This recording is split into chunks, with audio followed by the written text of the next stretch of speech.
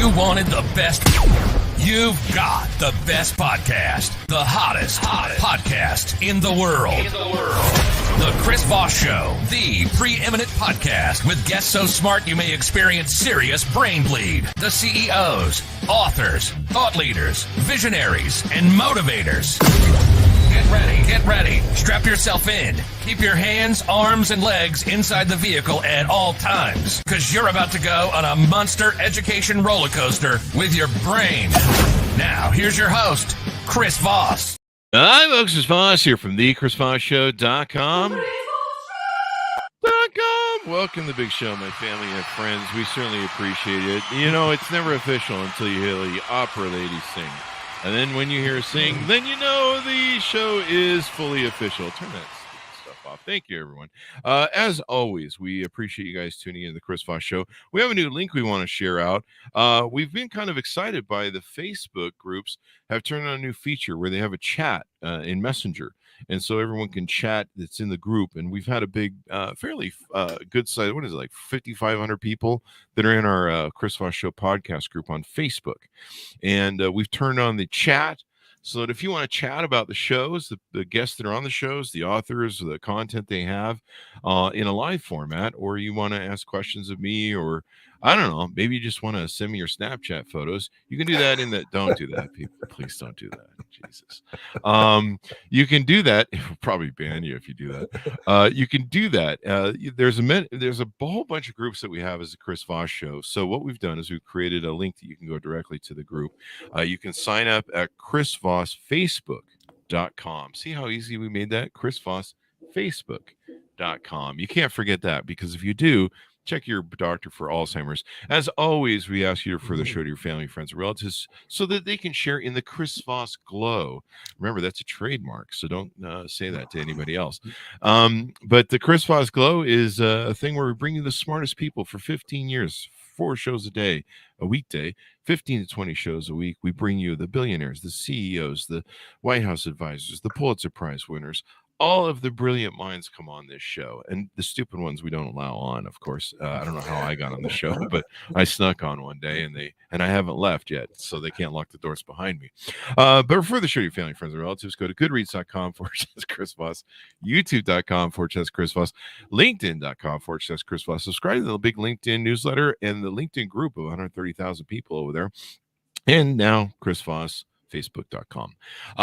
We have an amazing author on the show. I'm excited to have him. He's got a massive amount of experience, history, knowledge, and he's going to share with us in business. His newest book has just come out, November 1st, 2023. It's called Unmanaged: Master the Magic of Creating Empowered and Happy Organizations by Jack Skeels, and he'll be on the show telling us all about the great stuff he put into it and the research that went into it and all that amazing things. He is a former executive, 2-time Inc. 500 award-winning entrepreneur and think tank management scientist. In his new book, he lays out the blueprint for how to make agencies and many other types of organizations run better, faster, and happier. We can do it. Sounds like that line from $6 Million Man. We can make them better, faster. There you go. He draws on more than a decade of applied research with over 200 agencies and other high-performance organizations. He presents a compelling case that managing less can be the key to managing better. Well, I found that out when I got rid of all my employees. In his and in my business partners too, idiots. In his 6-part structure, the book takes leaders and managers through the origins of why we manage the way we do today, and how a new style of managing within which one can see the echoes of agile methods, boosts everything from project success rates to organizational productivity, profitability, and happiness. Welcome to the show. How are you, sir? Great to be here, Chris, and good to meet you. Thank you very much for having me on. Pleasure to meet you as well. Congratulations on the new book. These are always fun to launch. Give us your .coms. Where do you want people to find you on the internet and track you down?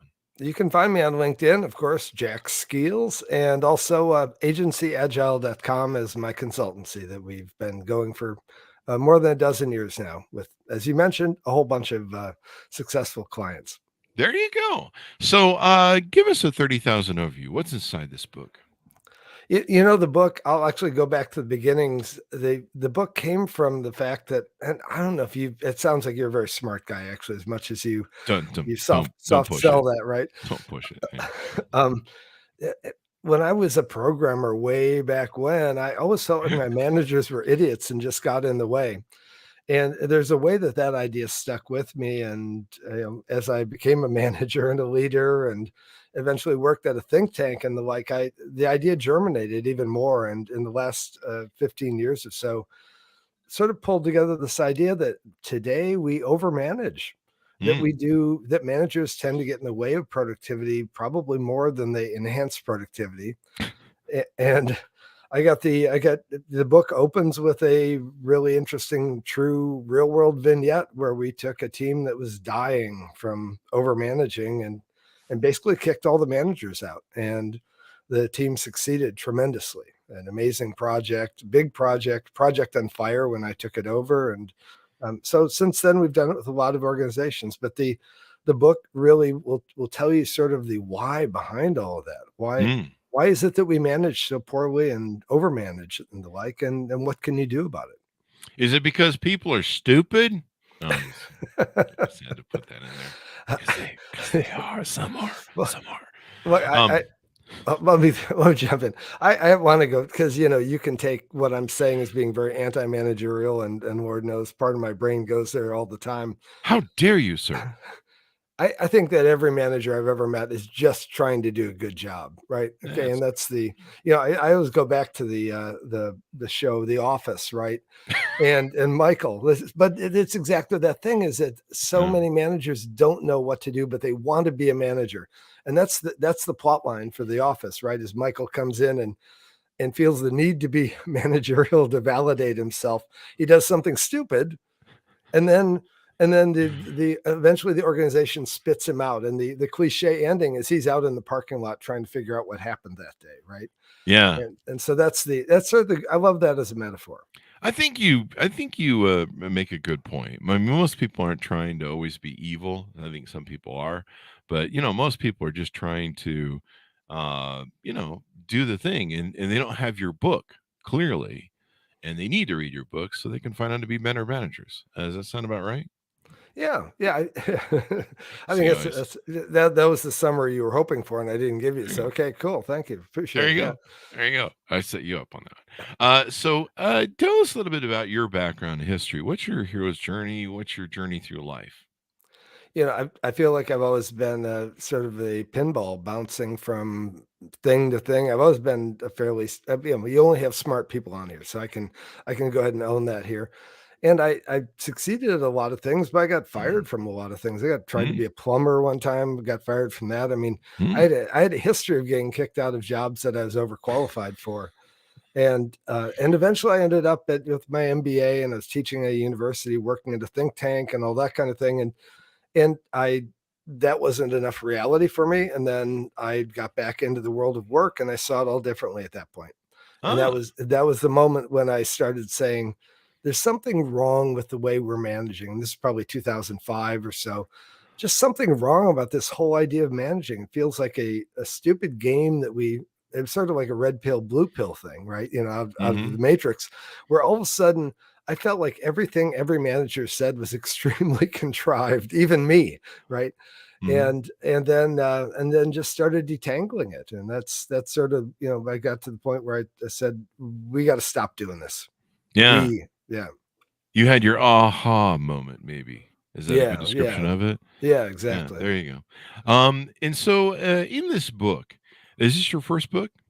It is my first book. I have Okay. about 35 published articles and a bunch of other Mhm. stuff, but nothing like writing a book at all. It was a real journey.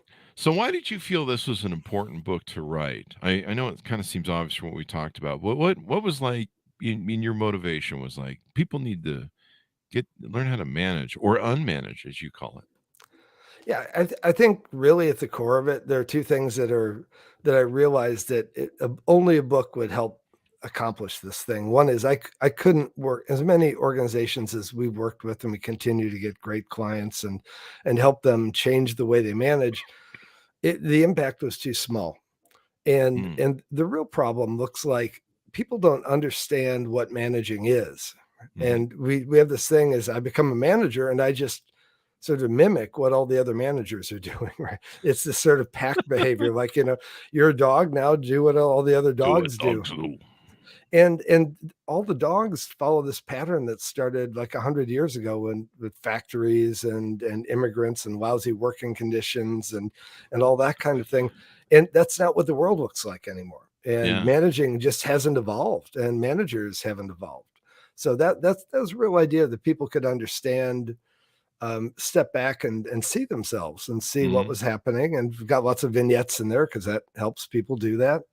But that's really the idea, is that if we can enlighten people into just maybe making that little red pill, blue pill choice or something like that, right? Yeah. So what are some of the topics you talk about in the book are it's it has your origins in digital and marketing agencies, but this could be something that could be applied anywhere. One of the problems that I had with a lot of management people, and I think I fell into the same thing maybe when I was appointed manager when I was really, really young. And one of the things I put on my desk was that it was basically some sort of one of those it was one of those meme sort of motivational things that they had in the 90s. Remember those? Yeah, It was like, yeah. some eagle and he's going, yeah. But it was basically, you have to earn your title. Your title isn't given. You have to earn your title every day. And I remember having that on my desk as CEO. It's still in storage somewhere. And it was to remind me that just because you get your title doesn't mean you're a manager. Doesn't, because you're named as CEO doesn't mean you are a CEO. Doesn't mean you're a CEO. Doesn't mean you're a leader either. And you've got to earn that every day. You can't, people just don't, you can't just lord around going, I'm a manager now. And people are like, you're a fucktard and you always were, and you never going to have changed. You have to earn that, and you have to build it, and servant leadership, et cetera, et cetera. Basically you can get the title, but that doesn't mean you're doing it well. Well, yeah. And I think you bring up a couple great points. So one is, people usually don't get the title of manager because they're a good manager, right? They get the title of manager because they were good at something else, right? Yeah. And so all of a sudden now you're a manager and you don't know shit about being a manager. In fact, most of the things that got you to that moment, the reason you got the manager job is because they didn't want to lose you, because you were going to leave. You were going to leave if you didn't get some sort of promotion. Yeah, exactly. Give them a title. And so now you've got this job and you know nothing about doing it. And everything you did to get to that spot is the exact opposite of what you want from a manager, right? Yeah. All that sort of, you fought your way to the top of the fucking hill. You proved that you were like way better than everybody else. And that's like exactly not what you want to do as a manager.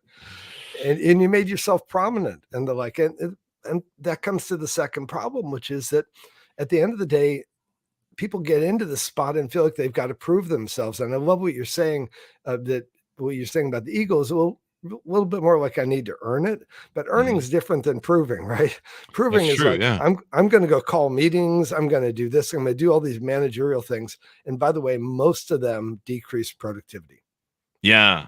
Yeah. I'm managing now. We're all going to have Zoom meetings and meetings 24/7 because I must manage. And you're like, how the hell are we going to get anything done? All right, manage boy. You got it. But go at it, manage boy. Have fun with that. And, and really, I think really, a great manager is to support your team. And a lot of people don't realize that. They just think that I'm king for today or however long they leave me here, and I'm just going to lord about. Well, and a lot of things, there are all these weird, when you study this and work with different, we coach managers as well. And one of the things you'll see is that this attitude of like, I'm better than everyone else, which was what happened before you got the manager job, right? That's how you got to be the person, right? Yeah. That essentially, if you listen to these managers, a lot of times they'll say, oh, half of my people are horrible. Oh, and wow. they don't realize that, one is, that's just a legacy from them having to say half the people were horrible. Yeah. But second is, the job of the manager, that's the only thing they're put there for, is to elevate their people. And if they blame their people for their people not being elevated, they're just pointing at themselves, right? Yeah. I mean, your people are a reflection of you. So if they suck, you suck as a leader and a manager, preferably a leader. So what are some tips that you give people in the book on how to unmanage and get to something that's more productive? Yeah, I think there are a whole bunch of areas that I go into, like dozens of different examples of ways to do this and the like. I think one of the big things, though, we were just talking about the getting in the way of productivity is a big thing. In other words, the a great manager knows when to not try to be a manager, right? In a sense, one that we do this exercise. It may be easier to explain this way. So when we kick off with a new client, we take their whole leadership team, and usually these organizations, 50 or 100 people, something like that. So we've got 20 people in this workshop for 2 days, and at the end of the first day, we go through this exercise and we say, if we send away parts of your organization for a day, we could send the leadership and managers away for a day. What happens to productivity? Yeah. Because if you send the team away, by the way, then there's no productivity, right? Yeah. So we send and everyone does this nervous laughter kind of thing. Well, the fun thing is one of our clients in Brooklyn recently, they actually had a happy hour right after that, the end of the first day session when we talked about that. And they had everyone come in and from their company and they started asking all the team members, said, how was your day? And they're like, it was an amazingly productive day. So literally just removing the managers and leaders from the room, so to speak, boosted productivity in that organization. We didn't have them bothering us and getting in the way, asking for TPS reports. Damn it. Exactly. TPS. And there's a truth in that, right? There's a truth that for all the good that managers try to do, they can be very clumsy at it, right? Yeah. Get the hell out of your people's way, man. You're there to support them. Servant leadership.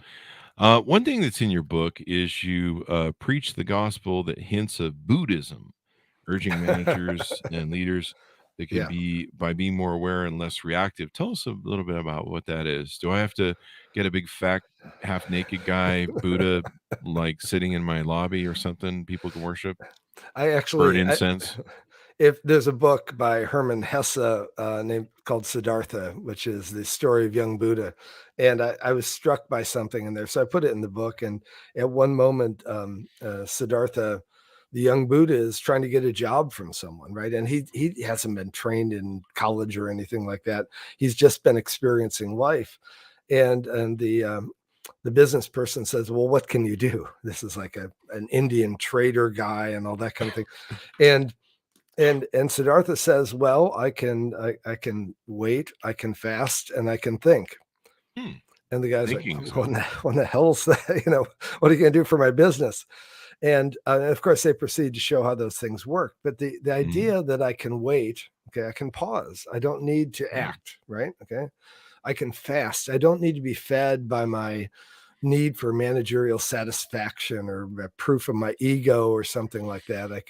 And then I can think. And that's really those three things, as a manager, being contemplative and saying it isn't about me being a manager. It's about them being the productive core of my organization.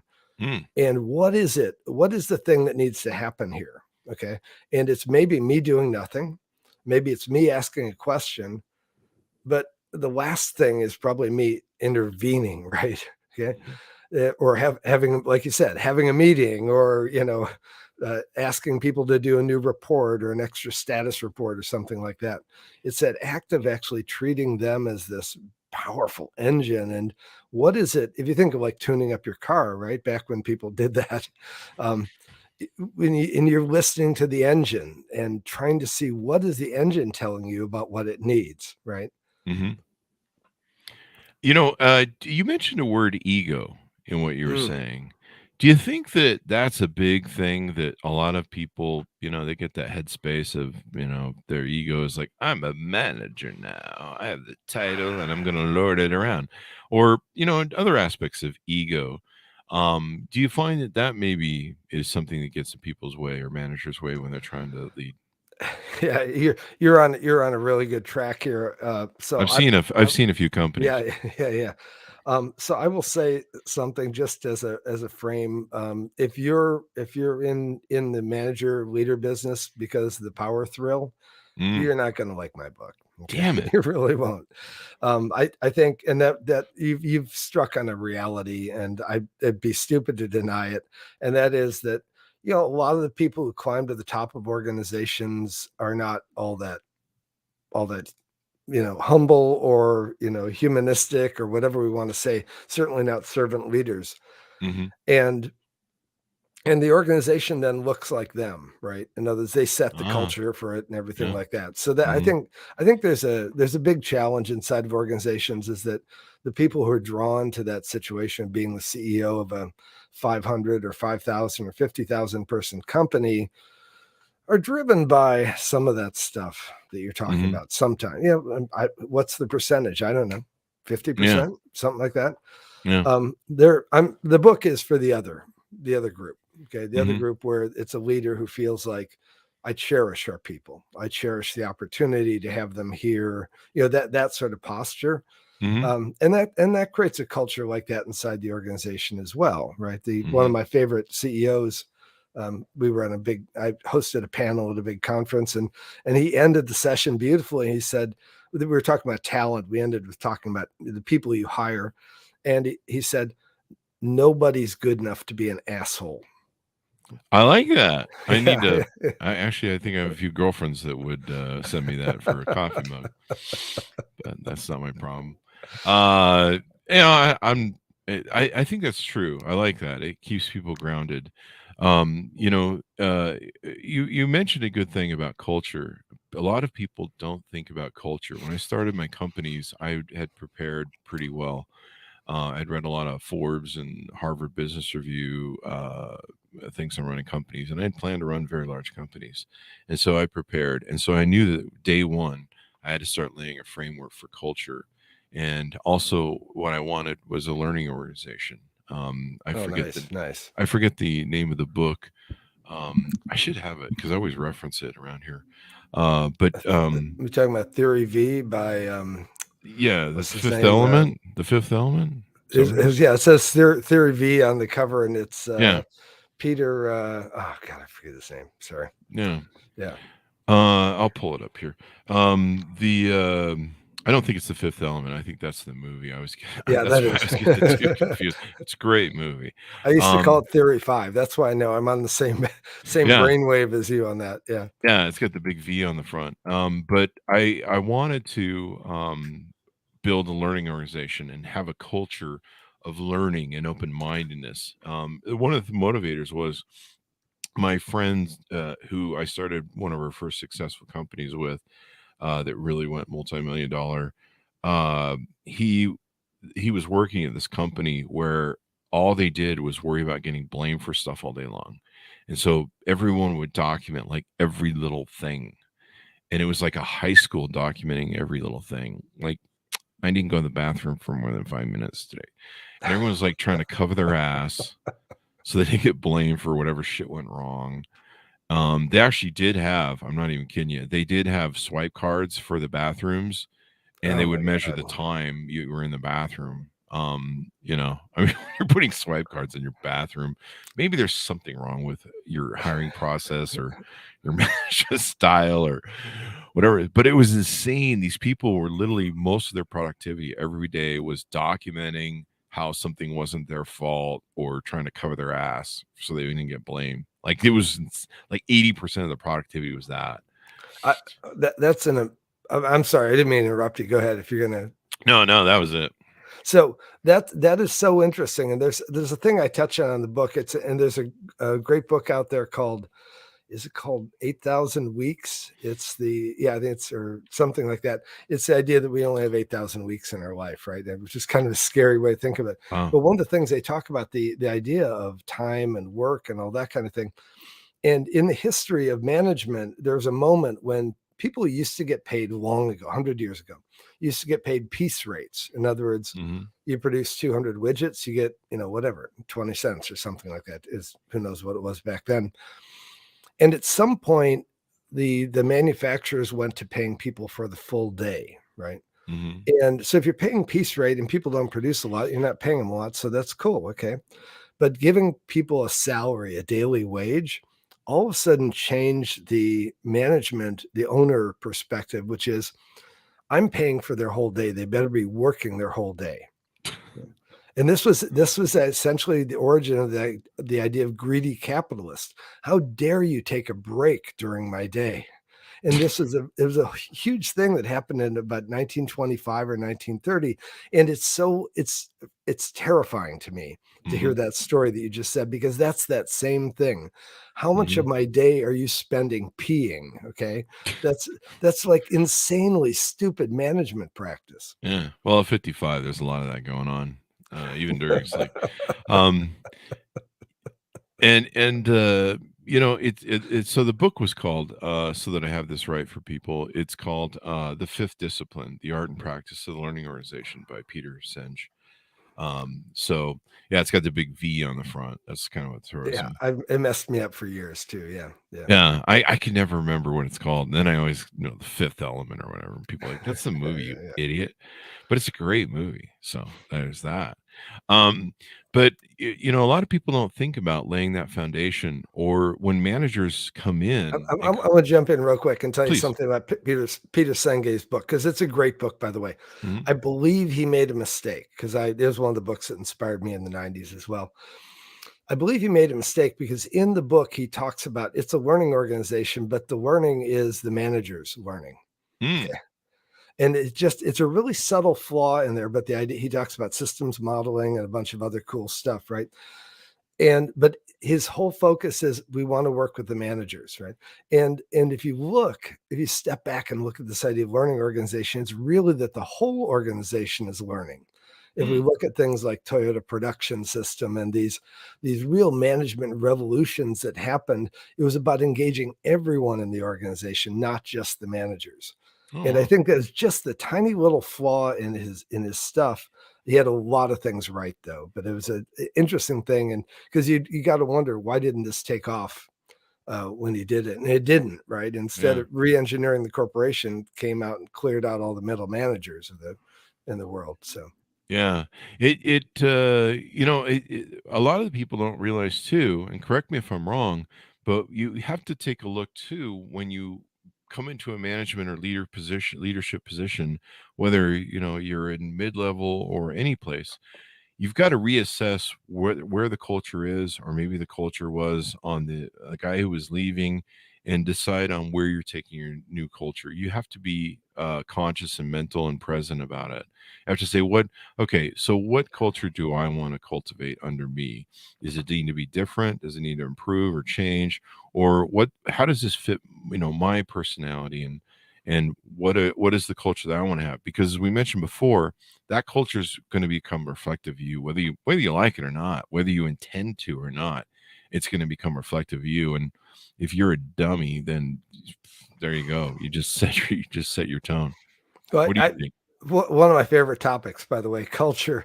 So one of my clients, we just did the book kickoff, and one of my clients did a video testimonial. He said, Jack taught me that the culture is not what you say it is. It's actually how you behave when the shit hits the fan.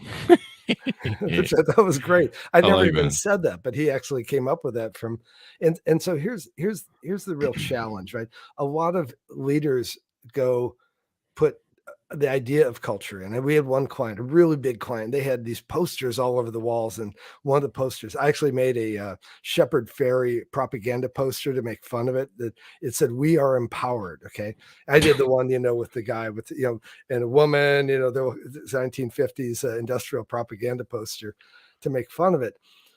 The problem is that a lot of those sort of cultural value things are platitudes, right? I'll give you an Yeah. example, right? So I take a room of people, 20 people at that company, and they're in a meeting, and they walk out, and I ask them, were you all empowered? And everyone looks at me like I'm stupid or something, right? Okay. Yeah. Instead, let me give you a cultural value that is a lot easier to measure and people to follow, which is don't be a jerk. Or actually, Don't I be an used to say, asshole. don't be a dick, don't be an asshole, right? Yeah. Exactly, Yeah. right? Like that earlier So, reference. so I survey those same 20 people coming out of the meeting and say, was anybody a dick in this meeting? It's really easy to answer, right? But that's cultural values need to be measurable, and they need to flow Yeah. through, right? In other words, Mhm. if I say one of our values is don't be a dick, and things, the shit hits the fan, and someone starts becoming a dick. Now everyone can go, you're being a dick, and that's not what we do, right? If you have that, we are all empowered, no one can, even when the shit hits fan, no one, we're all empowered, but we're still all screwed, right? Yeah. Well, how do you define being a dick? Is there like a is there a definition there? Or I'm kind of I being think funny. I think it's one of those things, you know it when you see it a little bit, or you know it when you experience it. I see mine in the mirror every morning when I walk in. I'm not talking about my dick. I'm just talking about me being a dick. So clean up your I thoughts, almost folks. jumped on that one. Okay. Yeah, thanks, man. Thanks, man. I don't want to turn it into an OnlyFans show. So we have enough weird shit going on with this show. So people are sending me their Snapchat photos, evidently from the intro and the callback there. If you're gonna get some Snapchat photos, that was the prompt right there. Yeah, it's never the people you want sending you the Snapchat photos is the problem, but that's another story. So yeah, setting the culture straight, coming into management. What are some other things that if I'm out there listening and I'm a manager who says maybe I need to prove things, or maybe that you're coming up on that first day of management. What's some good ways to lay a foundation and hit the ground running the right way before you muck it all up? Look, I think that one of the biggest problems, I go into this in some detail in the book, is we are incredibly biased human beings. Okay, we're just wired that way. It works. That seems so wrong. No, I'm just kidding. I'm trying to be biased. You're gonna bait me on that one. Now look, and by the way, all the stuff around. I'm not going to rip on DEI, but all the stuff around DEI, and there's a great article in the Wall Street Journal by a couple of the top DEI researchers who said, you're getting this wrong. You can't shame people for being biased, because people are biased. It's not a solvable problem. It's a biological thing. Yeah, exactly. Yeah. We're attracted to people we're attracted to. We're unattracted to the unattracted, etc. The thing you need to do as a manager is realize that you have those biases and build processes that avoid them. And basically, anytime you are assessing or choosing, okay, you're getting it wrong. Okay. Cool study by Deloitte and a university, where they found that the most significant factor in performance appraisals from managers of workers, if you will, the most significant factor was how much they were alike each other. Okay. And those, we both play paddle tennis or something like that, right? That would tend to create a more positive performance review than whether they had actually done a good job or not. And the quality of the person's work was the third factor, by the way. I forget what the second one was. So managers' ability to appraise and assess is ridiculously biased. And in fact, it creates this spiral. You got to realize, as a manager, you're going to create a spiral, because you're going to choose the people that you think will do well. And then because they get opportunities to try, they learn how to do better. And so it's a self-reinforcing loop. And of course, those you don't choose will always seem like they could never succeed, because they were never given a chance to succeed, right? So one of the keys here is, can I put a mechanism in place where I just give everyone a chance? And this comes to one of the key ideas of a great manager, which is we all need to take turns. Okay. It can't be, I'm only going to let people do it who I'm certain of. It's the people I'm uncertain of who have the most opportunity to grow, and I need to give them a shot at it. And we had this guy on I was running a big software development team, and everyone was slammed. And there was this one guy, young guy there, almost an intern. He'd won a yo-yo championship the year before. I mean, that was like his claim to fame in life. And we had this thing that needed to get done. And I said, why don't we have him do it? And everyone laughed. I mean, they literally laughed, like, you're kidding, right? I said, no, you guys weren't skilled at one point. So, and at the end of the day, they supported him, of course, like helping him, like their little brother kind of thing. But he killed it and got it done, and no one thought he could have. So opportunity is probably more important than your judgment. Giving people opportunity. There's my punchline. Sorry it took so long to get to it. It was great. This is important too, because you've got to develop your people. You've got to, this is part of delegation, and you've got to be able to delegate and get your people's skills developed. And you can't just think of yourself as like say you're like a platoon sergeant or something. You can't run around and, like, if your team can't shoot their guns, you can't run around and do all the gunning for them. Exactly. You Exactly. got to Yeah. teach them to shoot their guns, and you're going to have people that are always going to be on a curve. I remember one time I had this conversation with somebody who's being a real fucking idiot as a manager. I put that subtly. And they literally thought you could build a team of 100% of rock stars. Oh God. And I'm like, no, you can't, because they were persecuting the one or two people at the bottom of the curve that just couldn't be the rock stars. And I'm like, you can't do it. And I tried breaking the rule for most of my early business years, breaking the 80-20 rule or 95-5 rule, I think is sometimes how I see it in sales. But the 80-20 rule, 20% of your earners are going to earn 80% of your business. They're going to be the kick-ass people. There's something special about those folks. And then, you're going to kind of have a fall off curve. And yeah, I mean, I kind of like the idea that I adopted back in the 90s. I think it was Microsoft that gave me the idea to weed out the lowest 10%. Which is General Electric, actually. It was a was it Jack General Welch thing. Electric? Yeah, it was Jack Welch Jack thing. Yeah. Welch. There you go. Yeah. And I like that idea. I mean, you don't have to necessarily weed out and fire the lowest 10%. Maybe you should look at them and say, how are we failing in some way where we can improve these folks or help them, or maybe there's some, you always ask yourself, is it us first? Sure. Because it usually is. Yeah. But there's some people, maybe they're just not a right fit for this job. They need to go back to McDonald's or woodworking or steel mills or something, whatever the thing is, man. Maybe this just isn't their thing. And but yeah, you can't build a team of the things, but you do have to give people a chance to develop. You do have to train, you do have to do whatever. But yeah, this idiot was like trying to somehow get rid of all the weak players and somehow think that he could assemble a team of top people. And I'm just like, there's no way to do that, because the top people always enjoy being the top people. And if they have to fight over everything, they're going to leave and go someplace where they can be the top people. I don't know. Yeah, no, I think there's a lot to that. And I do want to acknowledge that sometimes you've got someone who's not a fit. Okay. And Yeah. that's usually more of the situation, that they're not a fit than they're actually not competent, right? They're just not Mhm. fit for your style, your organization style, that kind of thing.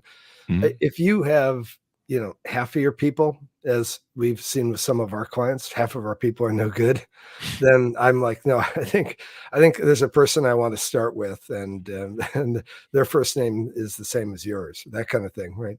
Yeah. You really need to look at if that, and I agree with you on that team of superstars. If you want to build a team of superstars, go ahead, grow them. Okay. Grow them. Yeah. Yeah. Yeah, very important word there. So lots of great thoughts and insights that we have in the book. Give us the final pitch out on the book to people and where they can find you on the internet, maybe on board with your agency and consulting, et cetera, et cetera. Hey, well, so look, I want to make people better managers, and part of that is making organizations work a lot better. And we see some great results. The book talks about all that kind of stuff, and that's what we do every day at Agency Agile and the like. Would love for you to take a read of the book. You can find it on Amazon.com. It's Unmanaged: Mastering the Magic of Creating Empowered and Happy Organizations. And we're at AgencyAgile.com. You can find me on LinkedIn as well, and happy to, if you want to chat on any of these topics, please reach out to me as well. I appreciate it. There you go. This has been a wonderful conversation. I really appreciate it. Thanks for coming on the show, Jack. Thanks, Chris. Great chatting with you. There you go. Order up the folks wherever fine books are sold. Unmanaged: Master the Magic. Master the magic of creating magic. I always think of that meme. Unmanaged: Master the Magic of Creating Empowered and Happy Organizations. Available November 1st, 2023. Yeah, maybe give it to Christmas is coming up. Maybe great holiday gift for your favorite manager. Just don't mark the sender on it. There you go. Just leave it on a desk and see if, exactly. see if somebody gets the hint. Wink, wink. So hey, someone just handed me the book. Anyway, thanks for tuning in to my audience. We certainly appreciate you. Check out our new link where you can interact with the show on Facebook if that's your kind of place to be. There's a chat over there as well. Go to chrisfossfacebook.com. You can also go to goodreads.com/Chris Foss, LinkedIn.com/Chris Foss, the big 130,000 LinkedIn group, the big LinkedIn newsletter. Chris Foss, one at the tickety talkity youtube.com. Thanks for tuning in. Be good to each other. Stay safe, and we'll see you guys next time.